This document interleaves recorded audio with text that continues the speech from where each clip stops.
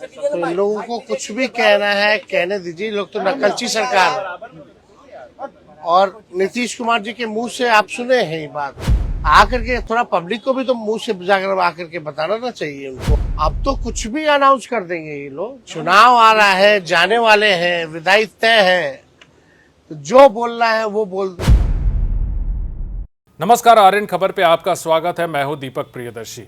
बिहार विधानसभा का चुनाव होना है। अब ऐसे में चुनावी घोषणाओं की बौछार सी लग गई है। एक तरफ महागठबंधन की तरफ से और खास करके तेजस्वी यादव एक के बाद एक घोषणाएं कर रहे हैं कि जब उनकी सरकार आएगी उसके बाद जो है वो क्या क्या काम करेंगे। उन्होंने पूरी फहरिस्त जो है एक तरह से जनता को बता दी है। हालांकि महागठबंधन का अभी साझा संकल्प पत्र तैयार नहीं हुआ है, लेकिन तेजस्वी यादव की घोषणाएं जारी हो चुकी हैं।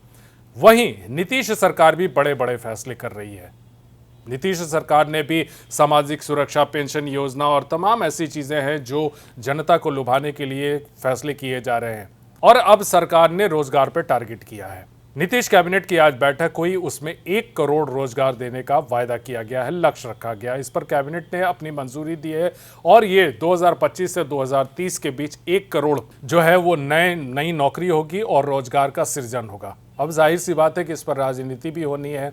तेजस्वी यादव नेता प्रतिपक्ष ने मुख्यमंत्री नीतीश कुमार से पूछा है कि ये घोषणा वो खुद सामने आकर क्यों नहीं करते, अपने मुंह से क्यों नहीं करते। इतनी बड़ी घोषणा है, वो अपने सामने, कैमरे के सामने या फिर मीडिया के थ्रू जनता के सामने आकर इसकी घोषणा क्यों नहीं करते।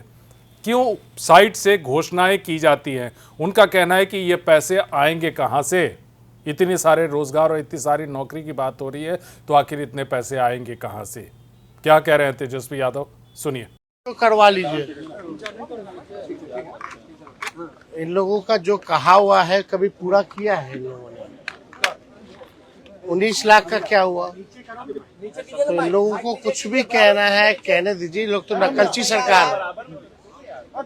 और नीतीश कुमार जी के मुंह से आप सुने हैं ये बात, आकर के थोड़ा पब्लिक को भी तो मुंह से जाकर आकर के बताना ना चाहिए उनको। अब तो कुछ भी अनाउंस कर देंगे ये लोग। चुनाव आ रहा है, जाने वाले हैं, विदाई तय है, तो जो बोलना है वो बोल दो। तो अब लेकिन आप लोग तो अब पैसा नहीं पूछिएगा कि पैसा कहाँ से आएगा, पूछिएगा ही नहीं आप लोग। राहुल गांधी जी ने बिहार को लेकर क्राइम कैपिटल कहा है। राहुल गांधी बिहार को लेकर क्राइम कैपिटल हो ही गया। क्राइम कैपिटल तो बिहार हो गया है। कितना अपराध हो रहा है वो आप लोग तो कवर कर ही रहे, दिखाई रहे। कहाँ किसकी हत्या नहीं हो रही। डेली हो रहा है, गोली चल रहा है, डेली अपहरण हो रहा है, डेली रेप हो रहा है। कोई पूछने वाला है? सब लोग अचेत अवस्था में। देखिए, तेजस्वी यादव ने भी एक के बाद एक घोषणा कर रखी है। सामाजिक सुरक्षा पेंशन योजना की राशि नीतीश कुमार ने बढ़ाकर 400 से बढ़ाकर 1100 कर दी। तेजस्वी यादव उसे 1500 कर रहे हैं। माई बहन योजना के तहत 2500 रुपए की घोषणा वो कर चुके हैं। युवाओं को रोजगार देने की बात कर चुके हैं। बिहार में डोमिसाइल लागू करने की बात कर चुके हैं।